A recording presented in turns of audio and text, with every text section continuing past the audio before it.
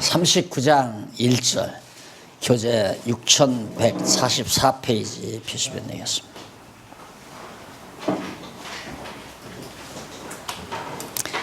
마곡을 멸해서 이스라엘 땅과 백성을 회복한다고 예언하는 내용이 29장 1절로 29절까지 39장 1절로 29절까지 나오는데, 아까 말씀드렸죠. 마곡은 바로 지금 소련 지역, 그 지역에 살고 있는 곡과 마곡이라고 그래요. 요한계시록에도 나오죠. 곡과 마곡 땅이라 해서 거기를 멸해서 이스라엘 땅의 백성을 회복한다. 땅과 백성을, 땅도 회복하고 백성도 회복하고.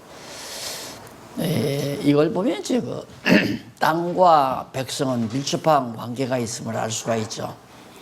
백성을 회복할 때는 땅도 회복이 돼서 또 비옥하고 건강한 땅이 되지고요. 백성이 망하려면 땅이 토박해지고 역시 황폐해지고, 그리고 백성은 포로가 되고, 그래서 땅과 백성들 관계가 있는데, 그래서 하나님께서 생육하고 번성해서 땅을 정복하고 다스리게 해준다. 이 3대 언약에도 세 가지 요소가 나오죠. 그러니까 땅이 회복되면 백성도 회복되는 거고, 백성이 회복되면 이제 통치도 회복이 되는 거고. 그래서 마곡, 이것도 하나의 이스라엘의 적수인데, 택한 백성들의 적수인데, 이들을 멸해서 하나님께서 택한 백성을 회복시키겠다.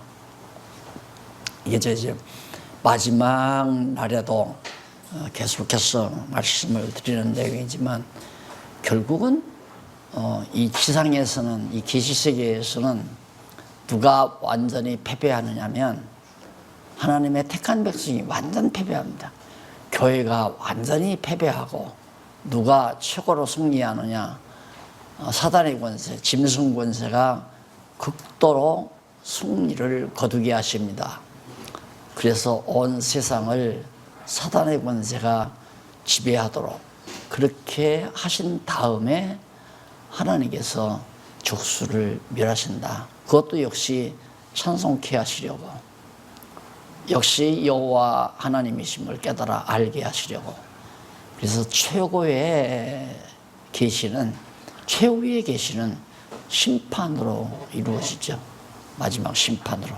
그 바로 이게 마곡을 멸하고 대적을 멸하고 하나님의 백성들을 이제 회복시킨다고 하는 것은 심판의 한 모형입니다. 심판의 모형. 그래서 결국 에덴에서 쫓겨난 사단의 권세는 계속해서 계시세계 동안, 계시가 진행되는 동안에는 이모로 저모로 사단의 권세가 쓰임을 받죠. 그 대표적인 것이 이제 이스라엘 민족사를 보면 애굽의 권세였고요. 바로왕은 이제 7두식각 짐승 중에 하나로 나타나잖아요.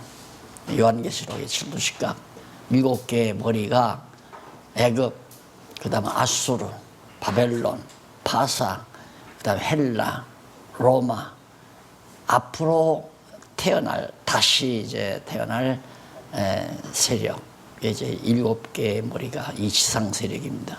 7번째 제국이 가장 무서운 제국으로 온 세상을 제패하는 7머리로 짐승 권세가 등장을 합니다.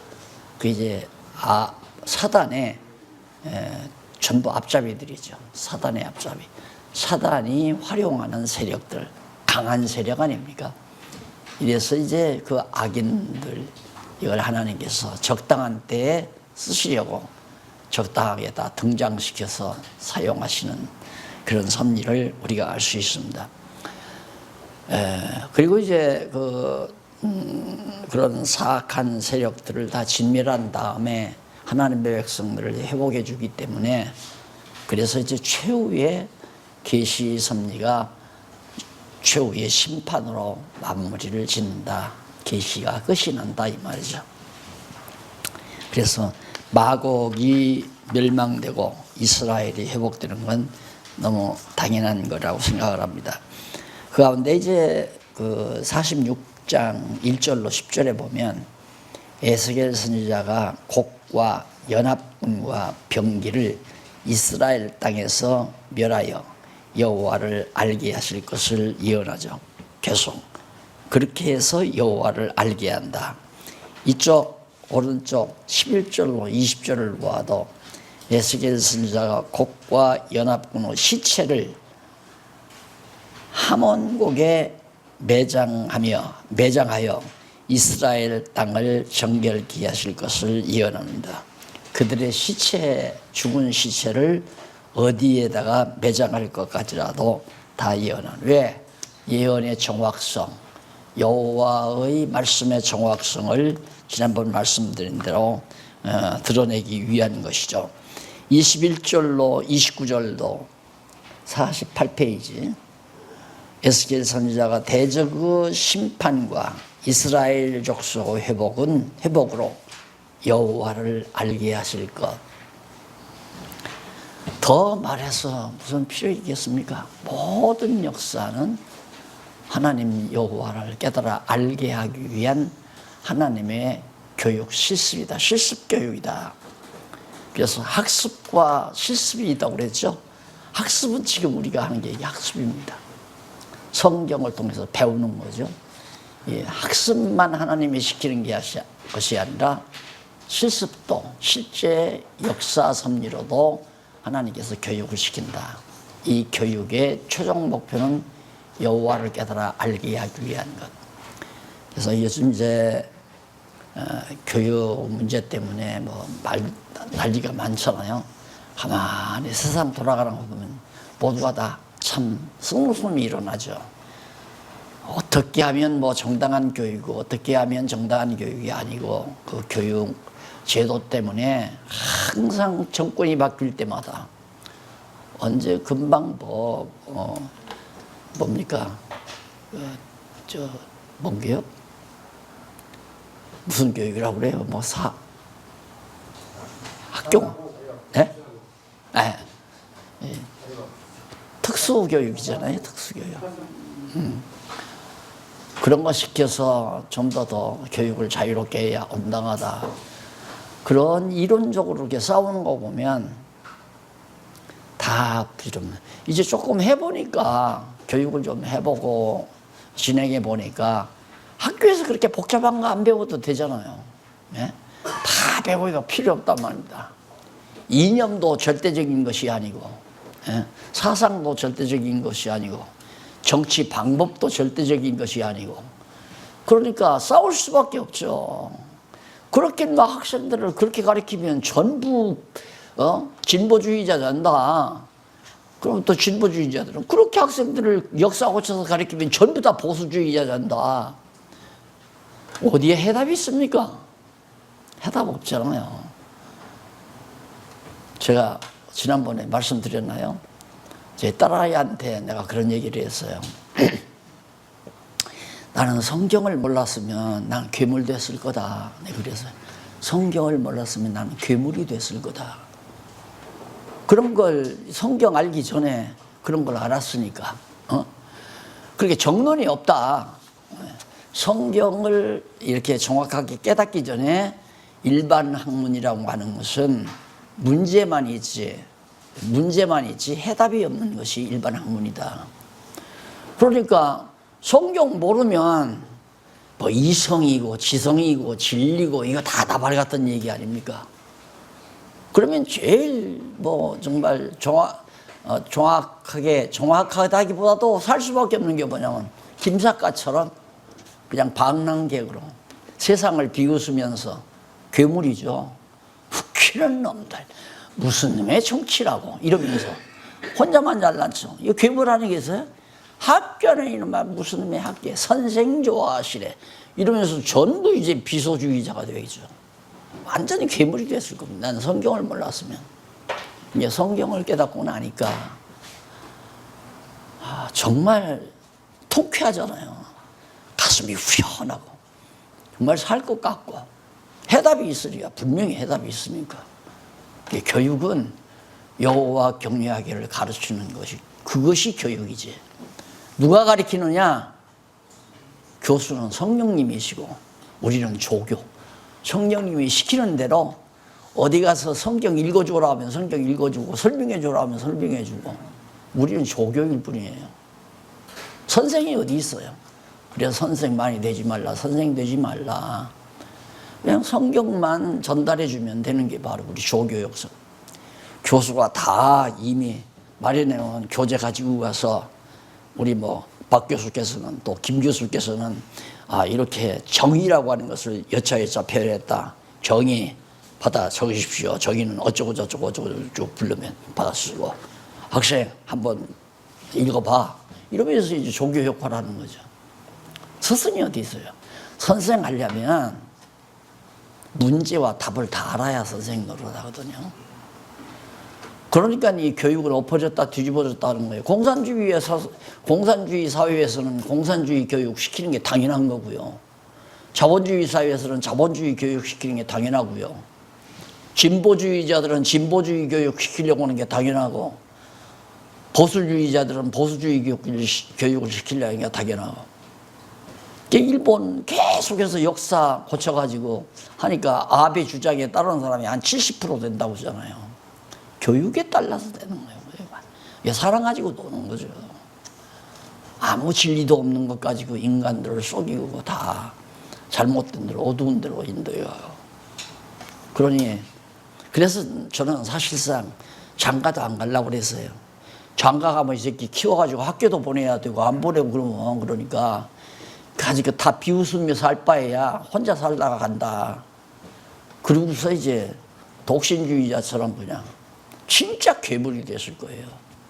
나 만나면 누구든지 저 새끼 저만 잘났다고 저거 미친놈이야 저거 괴물 아니겠어요?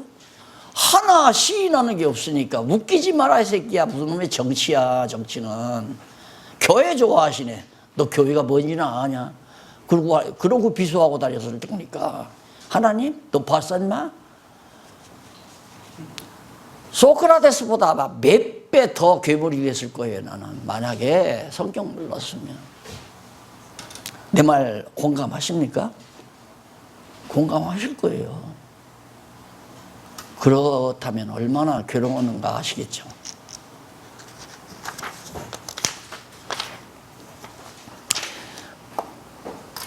한쪽 가로 2번.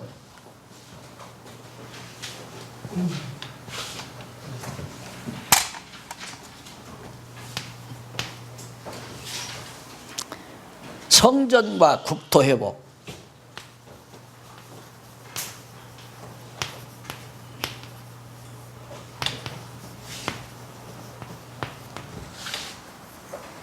(40장에서부터) (48장까지)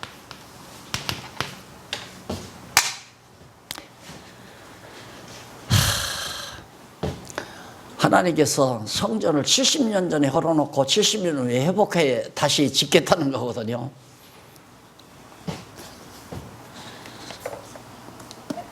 이 아마 성경을 공부하면서 그렇게 질문을 던지는 사람도 그리 흔치 않았을 거예요.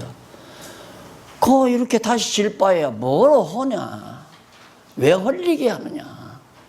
아니 다시 구원할 바에야 무엇 때문에 에덴 동산에서 내쫓느냐? 에덴 동산에서 내쫓지 말고 엠마 따먹지 말라면 따먹지 말아야 돼. 또 따먹을 거야? 아유 하나님 다시는 안 따먹을래. 그래 알았다. 됐단다. 그러면 그러고 그냥 살려주지. 안 그래? 목사님도 그렇게 생각 안 해요?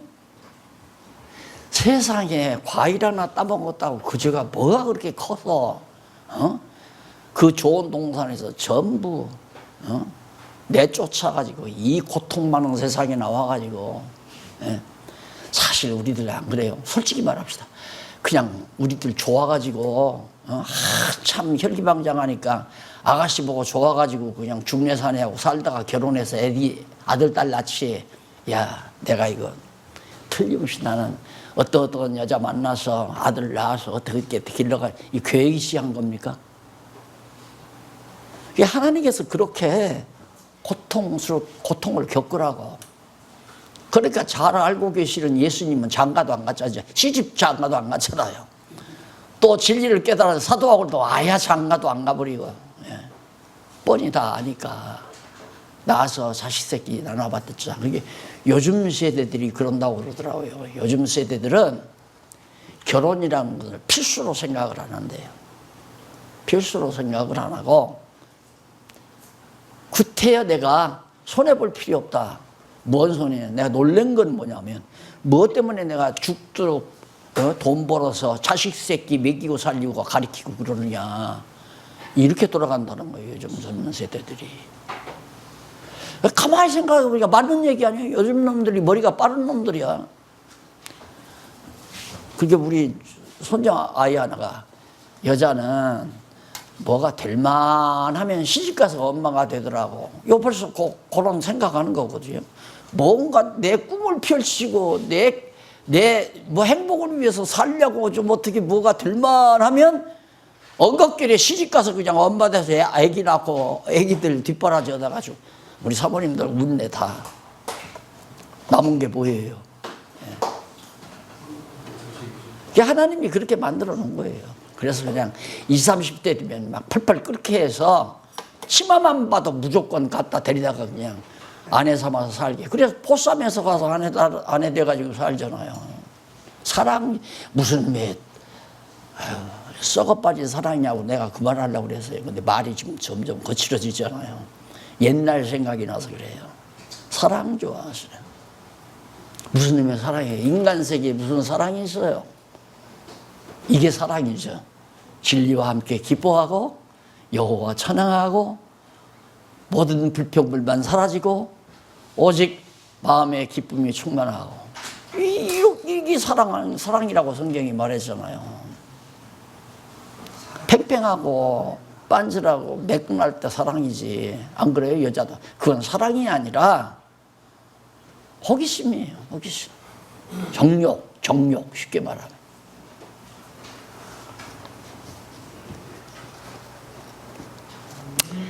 그래서 성전과 국토를 하나님이 회복해 주실 바에야 왜 그 아까운 성전을 다 불태워버리고 어떻게 쌓은 성곽인데 그 성곽도 다 헐어버리고 그 땅, 그 좋은 예루살렘 성안이 전부 다 회파돼서 들짐승들이 우글거리는 들짐승들의 서식처가 돼버리게 만들고 사정없잖아요. 하나님께서. 예, 교육을 시키기 위한, 실습 교육을 시키기 위한 그만큼 우리에게 가리키는 여호와 경외하기를 가리키는 그 목적 자체가 너무너무 중요하다 이거죠. 너무너무. 성전 회복에 대한 이삭이죠. 성전을 앞으로 회복되는 성전은 어떻게 회복을 시킬 것인가?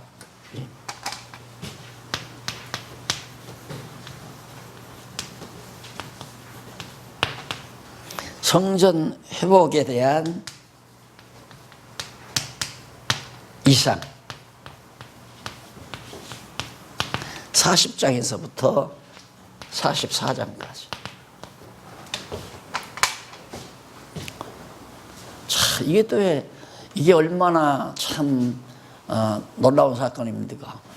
그냥 하나님께서 앞에서 이미 회복시킨다고 그랬으니까 성전 회복되는 거 당연하잖아요. 그런데 이걸 또 자상하게 성전을 내가 회복을 시키는데 다시 말해서 모세를 통해서 회복시켜준다고 언약을 하셨는데 또 한 번 예언을 하잖아요. 뭘 어떻게 이상까지 보여주면서 어떤 모습으로 어떤 규모로 어떻게 이게 에스라 성전에 대한 모형을 다 보여주는 거죠. 이렇게 내가 회복하게 해주겠다. 왜? 회복됐을 때 그대로 회복이 되니까. 아마 이런 예언이 없었으면 그때 당시 벌써 바벨론에 가서 70년 포로 생활하고 돌아왔으니까 모세의 글을 읽을 겨를도 없을 거고 모르니까 야 우리 조공 바치자. 누구한테? 고레스한테 조공 바치자. 야, 인마 고레스 황제 아니었으면 우리가 어떻게 이 땅에 돌아와서 이거 회복하고 사냐. 어떻게 조상들이 빼앗긴 성전의 황금 기명들을 어떻게 우리가 돌아 이렇게 가지고 올 수 있냐. 인마 우리 뼈골로 가지도록 해서라도 우리 고레스 황제에게 조공 드려야 돼. 그럴 수도 있잖아요. 백성들이. 그럴 수 없도록 만들어주는 거죠. 이렇게 이런 규모로 내가 성전을 회복시켜 주겠다. 예언을 통해서 70년 포로 생활하는 그들에게 미리 지식을 주는 거죠. 야, 정말 회복될까? 야, 그 에레미야라고, 에스겔이라고 하는 선지자가 여차여차 얘기하더라. 너 들었냐? 나 들었어. 정말 그렇게 될까? 이러면서 할 거 아니에요. 70년 동안. 그런데 진짜 에레미야 선지자가 예언한 대로 70년 딱 되니까 고레스가 그만 바벨론 확 쳐서 멸하더니만, 고레스가 각 민족들은 다 각기 들어가서 자기 신전을 짓고 자기 신에게 제사하라. 얼마나 대단한, 정말 청천벽력 같은 칙령이죠. 이 칙령을 듣고 들어와서 이게 웬일이야? 야, 그 에스겔이 예언했던 말이 정말 맞구나. 이루어졌네. 정말 여호와 하나님 살아계시구나. 여호와 하나님 우리 경외하고 살자. 고레스에게 조공을 드릴 게 아니라 우리 여호와 하나님 경외하며 살자. 이렇게 성전 짓고 제사 드리고 아주 성실하게 유월절도 지키고 대단하잖아요. 에스라서에 보면 제정신 차린 거죠. 왜? 70년 포로 생활을 갔다 돌아와서 그 고난 때문에 정신 차린 게 아니라 역사가 모세의 언약이 이루어진다는 걸 이사야, 에레미야, 에스겔이 예언한 대로 하나하나 착착 이루어져서 그것이 자기들의 삶의 현장이 돼버렸으니까 맞다 이렇게 들어가요. 맞다. 제가 성경을 가르치니까요, 그동안 성경만 가르친 것이 한 40년 세월 됐잖아요. 들을 때 다 맞다 그래. 예전에 이제 녹음 테이프로, 카세트 테이프로 그렇게 녹화가 돼서 가면 그걸 들으면서 맞다. 듣고는 좋아가지고 나한테 전화로 전해주는 사람이 있고, 만나면 목사님 그걸 들으면서 맞다 이러면서 제가 들었어요. 맞다 했으면 지금도 맞아야 되는데 그때 들었던 사람들이 다 앞에서 사라진 것 같아요. 왜? 실습을 안 거쳐서 그래요. 그게 아마 지금 나는 그분들이 실습 거치는 기간이라고 나는 생각해요. 실습을 거치면서 야, 그때 카세테이프에서 들었던 말이 이 얘기였구나. 그래서 요즘에 몇십 년 전에 들었던 사람들이 소식도 없다가 요즘에 뜸뜸 출판사 연락을 해보면 알잖아요. 출판사에서 책이 어느 방향으로 누가 가져가는지가 대개 나오거든요. 야, 그분이 책을 가져가서 아마 실습을 거쳤는가 보다. 실습을 거치면서 맞다. 그 박용기 목사의 성경 가르침 그 말씀이 내 삶 그대로. 그래서 이 말씀은 아까도 우리 박윤일 목사 그럽니다. 이걸 그냥 한 40, 50대 젊은 세대들, 30, 40대 젊은 세대들이 듣고 이러는데 나이 많으신 분 다 목회 입이 다 끝나신 분도 있고 그런 분들 우리만 들으니까 안타깝다고 그래요. 나는 30, 40대는 안 들어. 속으로 그래서요. 30, 40대는 안 들어. 왜? 꿈이 지금 막 파란데 자기 꿈이. 내 강의 들으면 꿈이 다 사라져 버려요. 자기 꿈이 다 없어져 버린단 말입니다. 그러니 듣다가 그만둬 버리죠. 그러니까 젊은 사람이 들으려면 고민이 많은 사람이라 돼요. 나처럼 교육이 무슨 교육이야. 정치 좋아하시네. 정치가 백성을 위한 거냐 통치자를 위한 거냐. 어떻게 들으면 당연히 정치란 약자를 위한 거라고 말하는 게 그럴듯하죠. 약자를 위한 정치가 어디 있어요. 약자를 위한 정치 하다가 보면 망해요. 나라 망해요. 나라. 강자를 위해서 정치해가지고 더 강하게 만들어야지. 안 그래? 쉽게 말하면 재벌들 위해서 정치를 해서 재벌이 돈 많이 벌어가지고 세금 많이 벌어서 군사 무기도 비행기도 사들이고 뭐 포도 사들이고 군사 무기 세련된 무기들을 사서 들여가지고 나라를 군대를 아주 견고하게 만들어야 나라가 튼튼하지. 안 그래요? 번 돈 가난한 사람들까지 다 나눠 먹고 나버리면 돈이 어디 있어서 비행기도 사오고 무기를 사와요. 안 맞는 소리예요. 이게 그런 식으로 계산하니까 맨날 국회에서 싸움하잖아. 네 이론이 옳다, 내 이론이 옳다. 어제도 뭐 대통령 무슨 뭐 5당 뭐 면담이 있다 나오고 면담이 있는데 가서 서로 자기 의견들만 다 얘기하고 나와가지고 기껏해야 일본은 잘못했다 그거 하나 합의하고 뭐 합의문 발표했다고 만나나 마나. 안 그래요? 안 만나도 그거야 일본이 잘못했다고 해야지요. 여당이나 야당이나. 중대문제는 하나도 안 풀리잖아요. 왜? 보는 견해가 다르니까. 다 미쳐서 그래요. 그러니까 내가 괴물이 아니라 미친 사람들을 보니까 아무것도 해결되는 것 없는데 해결되는 것처럼 살아가니까 내가 미친놈이 되는 거죠, 도리어. 미친놈을 보면, 미친놈이 온전한 우리를 보면 우리를 들어 미쳤다고 그래요. 아, 그래? 지금도 신앙도 그렇죠. 성경을 올바로 깨달아서 여호와 경외하기를 배우는 것이 우리의 삶이다. 얼마나 똑바로 알아요, 성경대로. 그런데 우리를 이단이라고 한다고 하잖아요. 박윤 목사 이단이라고 할까봐 나가버린다. 아까도 그러더라고요. 내가 어디서 이렇게 이야기를 해요. 목사님 이거 당장 이단이라고 그래요. 내가 늘 그러잖아요. 꼬리 잘린 여우가 그놈이 참 제대로 된 놈이고 꼬리 달고 다니는 놈이 다 병신이라고 이솝이 이야기에 나오잖아요. 그런 걸 그 초등학교 때 나오는 국어책에 나오는 거 아니에요. 그런 걸 들을 때 나는 예사롭게 안 들었어요. 야, 진짜 그렇구나. 이 꼬리 잘린 놈이 자꾸 자기 편을 만드는 거야. 이놈이 똑똑했던가 봐요. 더대 치워서 잘렸는데 혼자 잘리니까 안 되잖아요. 그러니까 어리숙한 놈을 자꾸 불러내. 야, 나하고 놀자. 불러내가지고, 야, 인마, 그거 왜 달고 다니냐. 나 이거 달고 다니니까 거치장스러워서 끊어버리니까 얼마나 멋있고 좋은지 몰라. 그러니까, 그래? 그럼 나도 끊을까? 끊어, 마. 그거 왜 달고 다녀? 그러니까 끊어버렸어요. 그리고 두 놈 아니에요. 두 놈만 되면 이 다음에는 그놈 설득시켜서 끊는 건 간단하단 말입니다. 또 하는 불러서 끊고 또 하는 불러서 끊고 대여섯 놈만 끊으면 꼬리 달린 놈이 병신이 되고 말잖아요. 세상이 꼭 그렇더라고요. 그러니 초등학교 때부터 그러고 살았으니 이놈의 꼴통 정말 난 성경 몰랐으면 괴물이라니까 진짜. 그래서 하나님이 불쌍해서 또 이것도 쓸데없는 소리야. 불쌍해서가 아니죠. 네. 지금 목사님들 가장 정상적입니다. 네. 우리 세상 왜 사는가? 여호와 경외하기 가르쳐 주시려고 세상에 살게 하셨다.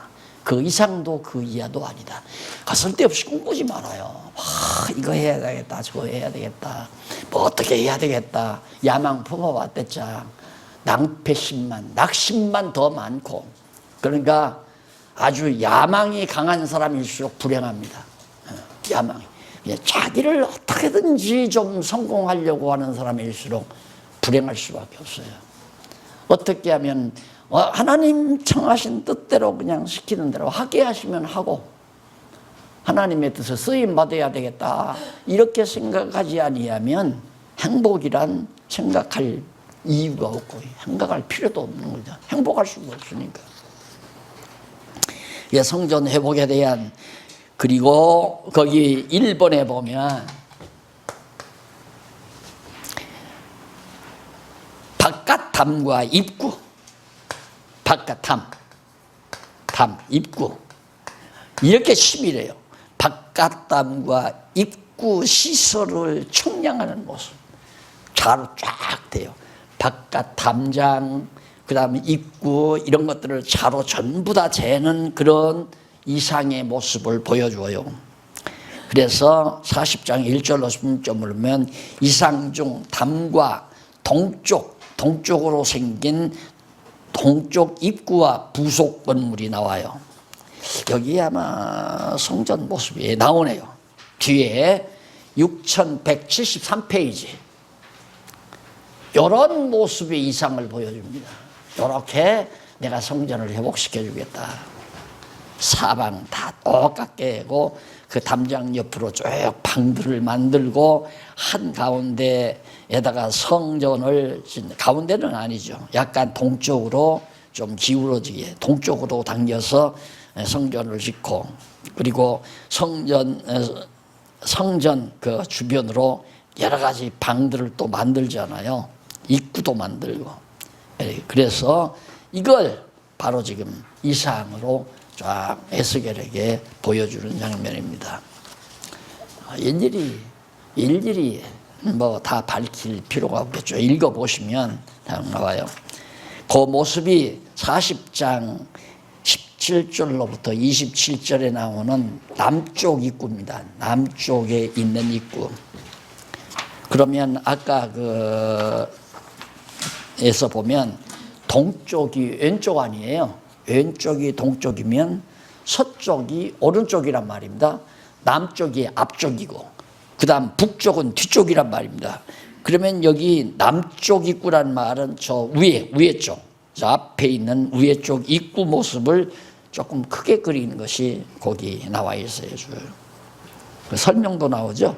담 나오고 그 다음 문통, 그 다음 이제 문지기들이. 그러니까 우리나라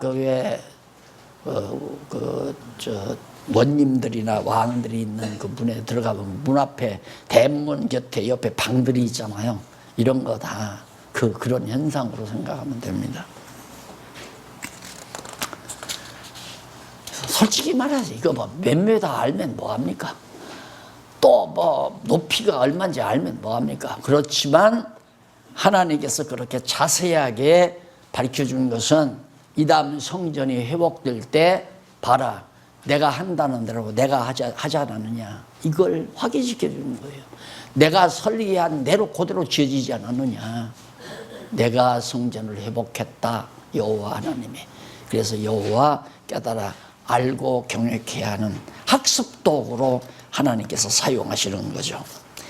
그 다음 넘어가서 두 번째는 전과 별관.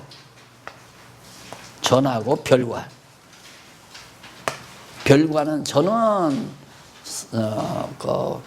본전 성전, 그러니까 회막이죠. 회막.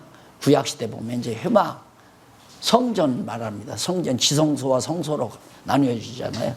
그렇게 전은 성소와 지성소가 이루어진 그 전 자체가 전이고, 그 다음 그거 외에 나머지 시설들이 별관들이에요. 그리고는 안의 담을 측량하는 모습입니다. 안쪽에 있는 담. 그게 바로 어디에 나오느냐면 이쪽 6167페이지에 거기에 이제 바로 기둥, 1번은 기둥이고요. 앞에 이 층계가 오른쪽에 있죠. 오른쪽에서 층계가 이렇게 두르죠. 두르고 그 다음 층계 앞에 동그라미 조그마한 거 2개 그려져요. 그것이 야긴과 보아스라는 기둥이에요. 야긴은 여호와께서 세우신다. 여호와께서, 보아스는 세우신다.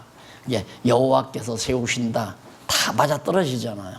그러니까 이렇게 성전의 회복을 시키는 것도 규모까지라도 하나님이 정하신 대로 다 여호와께서 세우신다. 그 두 기둥, 야긴과 보아스라는 기둥이 문 앞에 딱 서 있는 거, 사람이 자기 마음대로 세우는 게 아니다. 그런데 성전, 요즘 성전이라고 하는 성전들은 왜 그렇게 잡신들이 거하는 집인지 형형가지각색, 진짜 그게 성전이라면 귀신의 전당이에요. 하나님의 전은 아니란 말입니다. 왜? 하나님이 설계해 준 대로 지어진 성전이 없으니까 지금까지. 그러니까 어디 뭐 강원도든지 어딘지 어느 목사가 돈이 좀 있었든지 땅 사가지고 거기다가 예루살렘 성전 모습대로 지어놨대요.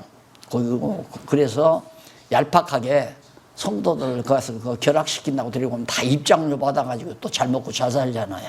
별짓하면서 사는 사람이 많아요. 그러니까 이 말은 지금 우리를 통해서 하나님이 성전을 짓잖아요. 우리가 하나님의 성전이거든요. 너희가 너희 몸을 하나님의 성전이다, 전이다. 하나님이 거하시는 거룩한 전인 줄을 깨닫지 못하느냐. 그러니까 예수님을 머리로 해서 몸된 우리가 성전인데 규모가 딱 정해져 있잖아요. 도도들도 안 돼요. 도도들도. 벽돌이 예를 들어서 10,000장 들어가면 10,000장 딱 들어가는 거지. 10,000장 들어갈 곳에 9,000장만 들어가거나 9,500장만 들어가나 그거 아니라 말입니다. 10,000장이면 10,000장 딱 들어가는 거죠. 그 말 무슨 얘기냐면 이미 구원 얻을 백성이 창세전에 딱 숫자가 정해져 있다 이거죠. 유대인의 구원의 숫자도 정해져 있다고 그랬잖아요. 이방인의 구원의 수는 우리에게 정확하게 숫자로 안 알려줬지만은 하얀 옷을 입은 무리가 많다고 그랬잖아요. 이방인의 구원 수가 많죠. 그러나 숫자는 성경에 밝혀주지 않았어요. 그러나 그 숫자도 하나님 편에서는 정해진 것이 뭐냐면 이방인의 구원이 다 차면, 구원의 수가 차면, 그러니까 이방인의 구원이 예를 들어서 50만 명이다. 50만 명 구원이 다 차면 이방인의 구원은 끝나고 유대인의 구원이 다시 시작된다고 바로 사도 바울이 말하고 있잖아요. 사도 바울이 로마서에서. 그러니까 구원 숫자가 딱 정해져 있어요. 그렇게 막 불쌍하다고 영원 구원해야 된다고 그 바보짓 하는 거죠. 공연히 인간 에너지 낭비하고 그건 자기 그룹 회원들을 늙히기 위한 하나의 수단이고 욕심이지 내가 늘린다고 해서 늘리는 것도 아니고 내가 애쓴다고 해서 많은 숫자가 더 구원 얻는 것도 아니고 내가 전도 안 한다고 해서 구원 못 받는 사람이 있는 것도 아니고 하나님께서 정한 숫자가 정확하게 다 마지막 심판 때 구원 얻는다 이 말이에요. 그러니까 하나님이 지금 맡겨놓은 자들에게 지금 목사님들이 성경대로 가르치고 싶어도 혹시나 목사님이 쪼짓고 거짓말만 그러면 가르쳤군요 이럴까 봐서 못 가르치지만 그렇게 해서 떨어질 사람은 떨어지라고 생각을 해요. 그냥 뭐 때문에 올바른 걸 올바르다고 가르치지를 못해요. 떨어지거나 말거나 믿거나 말거나 우리는 관계할 게 아니잖아요. 믿어야 될지라도 안 믿으면 내가 답답해요. 하나님이 답답해요. 하나님이 답답하잖아요. 김아무개 저 사람은 꼭 믿고 내 백성이 돼야 되는데 저놈이 맨날 술만 먹고 노름만 하고 예수도 안 믿고 교회도 안 나오고 목사가 답답할 거 없잖아요. 하나님이 답답하죠. 근데 하나님은 답답해 하시는 분이 아니거든. 다리를 부러뜨려서라도 다 예수를 믿게 만들지 하나님의 능력이 못하실 게 없잖아요.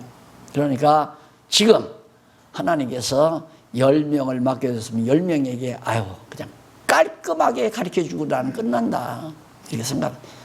그 각오를 우리가 하는 것이 교사로서의 온당한 자세가 아니냐. 지금 이런 과정을 보아서라도 너무 분명하잖아요. 성전이 자기 맘대로 에스라가 백성들 데리고 나서 자기 생각대로 솔로몬이 지은 것은 좀 비좁더라. 솔로몬이 지은 건 또 너무나도 좀 초라하고 그러니까 우리는 더 화려하게 더 멋있게 지자. 헤롯이 그 장난했잖아요. 헤롯이. 그 에스라 성전이 있는데도 에스라 성전은 그만둬버리고 헤롯이 자기 명성을 드러내기 위해서 하나님의 영광을 위해서 성전을 지은 게 아니라 헤롯 왕이 백성들로 하여금 인기를 얻으려고 우리 헤롯 왕하고 인기 얻으려고 헤롯 왕이 성전을 지은 거죠.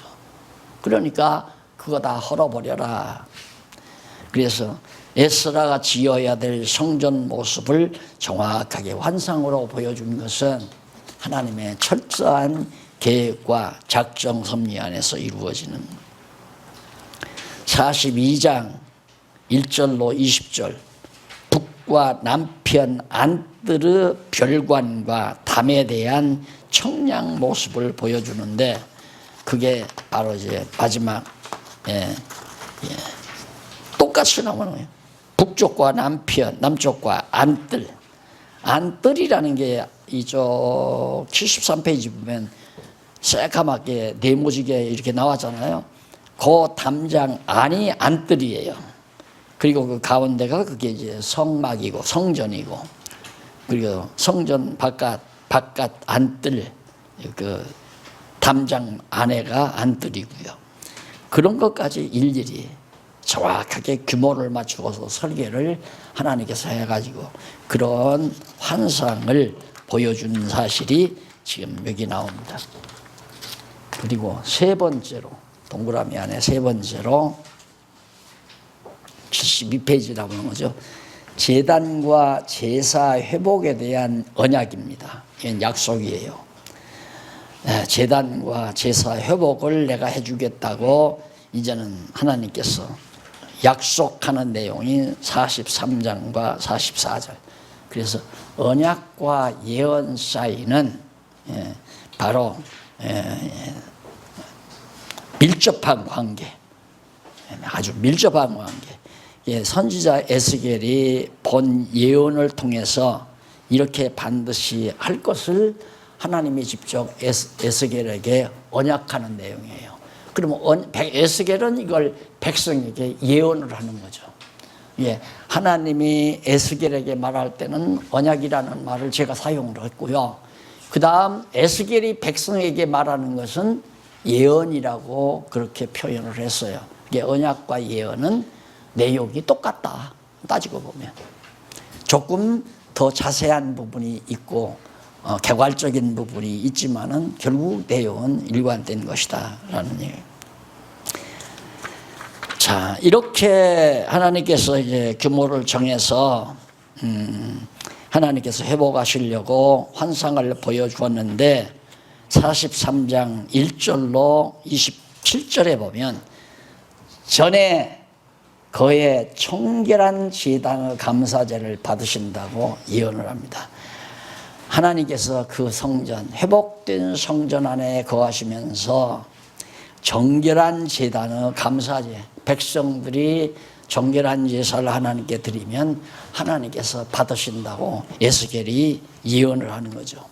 다시 송아지 잡고 양 잡고 비둘기 잡고 각각 감사하는 감사 제사를 하나님이 받으신다. 그래서 회복은 이 회복은 감사. 회복은 감사를 낳고 감사는 찬양을 낳고,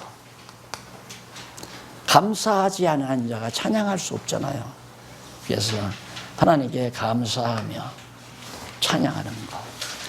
회복함으로 어떻게 여호와 경외하기를 배워서 배움, 공부 마치고 실습. 이 실습을 통해서 회복시켜 주시는 실습을 통해서 백성들은 감사제를 드리고 하나님 여호와를 찬양하는 삶을 살게 됩니다. 이것이 이제 하나님 나라 백성의 생활 아니에요. 오늘 우리가 정말 우리 목사님들이 제대로 성도들에게 가르친다면, 제대로 성경대로만 가르친다면 성도들이 일단 학습을 하죠. 학습 배우고서 다구치면 안 돼요. 학습만 갖고 안 돼요. 실습을 해야지. 그러니까 참아야 돼요. 꾸준히. 생각해 보세요. 예를 들면 애들한테 금방 가르쳐 놓고 금방 너 효를 해야 돼. 너는 효도해야 돼. 부모에게 잘해야 되고 뭐지. 가르쳤다고 해서 금방 얘기가 달라지는 게 아니잖아요. 그걸 배워놓고 이놈이 살아가면서 부모의 고마움을 하나하나 느끼게 되죠. 그걸 느끼려면 돼지우리까지 가야 되잖아요. 돼지우리 가서 실습을 거친 다음에 그때 내가 아버지 집을 떠나지 말았어야 되는데 아버지 집에는 따뜻한 이불도 있고 먹을 것도 많고 그래서 아버지를 느끼게 돼, 아버지 사랑을. 그러면서 이제 효자가 돼서 돌아오잖아요. 목회도 똑같더라고요. 제가 해보니까 당장 뭐 몇 달, 몇 년 가르쳐 놓고 금방 무슨 열매가 나올 줄 알고 열매 기다리면서 가르치면 안 되지만은 우리 현재 우리 교회 제도로는, 우리 한국 교회 제도로는 목사는 교인들이 돈 안 내놓으면 먹고 살 수가 없잖아요. 이 제도가 벌써 잘못된 거예요. 그런 제도 자체가. 근데 잘못된 제도 안에 우리가 이미 매몰이 되다 보니까 이게 돈만, 연보만 건드렸다, 11주만 건드렸다면 학생 다 나가버려. 박윤 목사 그러더라고요. 목사님 11조 얘기하고 그런 그냥 다 왔다가 다 가버렸다고.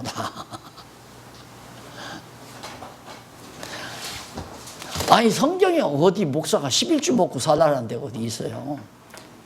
구약시대 그림자 모형적으로 할 때 이제 제사장들에게 기업을 주지 않고 그러다 보니까, 그러니까 목사는 아무런 기업이 없지 않습니까? 그러니까 교회들이 11조를 내야 먹죠. 이런 식으로 접근에 들어가요. 그러면 목사 아무것도 하지 말아야죠. 다른 거 아무 재산도 갖지 말아야 되고. 레위인들은 아무 재산이 없었잖아요. 그리고 목사가 제사장도 아니고, 제사장은 다 우리가 다 제사장이고 우리 모든 성도가 전부 제사장이고, 대제사장은 예수 그리스도가 대제사장이고, 그래서 대제사장의 지체가 되다 보니까 우리는 봉사함으로 영원한 제사를 드리는 자가 되는 거죠. 예수님이 드리는 대제사장으로 드리는 제사가 내가 드리는 제사, 영적 예배가 된다는 얘기입니다. 봉사하는 것이. 그러니까 잘못된 제도를 정당화하기 위해서 하니까 안 들어가는 거죠. 완전히 기존 질서 완전 아니에요. 절대 아니에요. 그래서 정말 우리가 여호와 하나님 학습을 통해서, 성경을 통해서 잘 가르치다가 보면 실습을 거쳐서 돼지우리 갔다 와서 그 다음 아버지께 감사하고 아버지를 찬양하고 하듯이 온 성도가 감사와 찬양이 넘치는 아름다운 삶을 살아가게 되는 것이 바로 교회다. 지상에 있는 하나님의 나라, 교회다. 그 나라를 세우기 위해서 우리가 하나님께 쓰임을 받았다고 하는 것은 영광 아니에요? 이게 이제 분명하다면 이건 걱정할 이유가 없어요. 이거 걱정할 거, 너 자도 실습 거쳐본 거라니까 이거 걱정할 필요가 없어요. 전혀. 온 세상이 다 하나님의 것인데 당신이 일 시켜놓고 일하는 소에게 망시 오지 않는다고 약속까지 해놨는데, 그게 일을 똑바로 해야죠.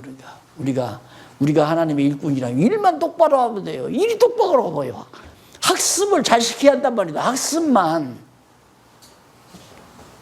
그렇게 여기 있잖아요. 지금 현물이 일평생 학습, 여호와 경외하기만 가르치던 내가 안 굶어 죽고 지금 살아있잖아요.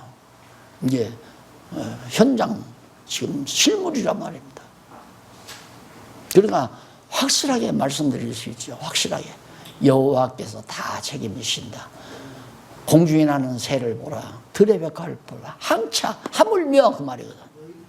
공중에 새도 먹이시고 들의 백화과도 입히시는데 하물며 너희일까 보냐. 하물며 하나님 말씀 가리키는